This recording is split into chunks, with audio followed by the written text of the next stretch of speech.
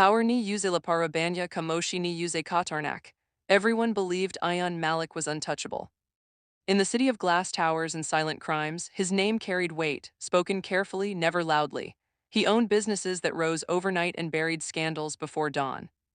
To the world, he was a self-made success. To me, he was the man who destroyed my life and smiled while doing it. My name is Sarah Halim, and this is the story of his last mistake.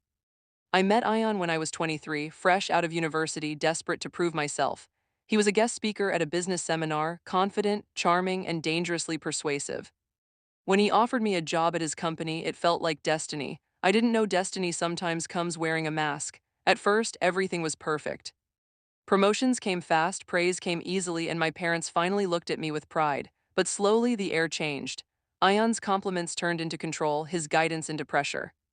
He started asking for favors, things that had nothing to do with work. When I refused, the threats began, files went missing, blame fell on me, rumors spread like poison. Within weeks, my reputation was ruined. I was fired publicly, humiliated professionally, and abandoned by colleagues who were too afraid to speak. The worst part came later. Ayan framed my younger brother Ali for financial fraud using forged documents and manipulated accounts. He knew Ali worked at one of his subsidiaries. The case moved fast, too fast. No proper investigation, no fair trial. Ali was sentenced to 5 years in prison. My mother collapsed the day the verdict came. My father never spoke again the same way. And I learned what hatred truly feels like.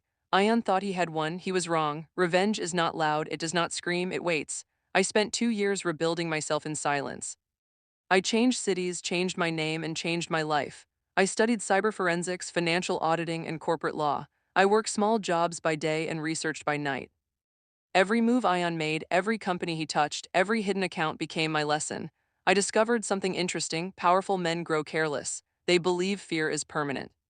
Through a chain of shell companies, Ion was laundering money internationally. The evidence was scattered, encrypted, and well hidden, but not invisible. I joined a multinational firm that secretly audited corporate giants. Irony has a beautiful sense of humor. My team was assigned to investigate one of Ion's overseas partners. He didn't recognize my new identity. To him, I was just another analyst. Step by step, I built the case. I didn't rush. I wanted perfection. Emails, offshore transfers, fake charities. Bribes to officials. Even proof of witness manipulation in criminal cases, including my brother's. The final piece came when Ion personally approved a transaction that violated 3 international laws: his signature, his authority, his arrogance. That night, I sent everything to the authorities, the media, and the courts, carefully, legally, irreversibly. The news exploded like a bomb. Ayan Malik arrested in international corruption scandal. Stocks crashed, offices were raided, his allies disappeared overnight. Men who once feared him now denied knowing him. I watched the press conference from a small cafe, my hand steady, my heart calm, but I wasn't done yet. I requested a private meeting with him in prison, as a legal consultant reviewing old cases. When he walked in, his confidence was gone. His hair was gray, his eyes restless. He looked at me confused, then recognition hit. "You," he whispered. "Sarah." "Yes," I said softly.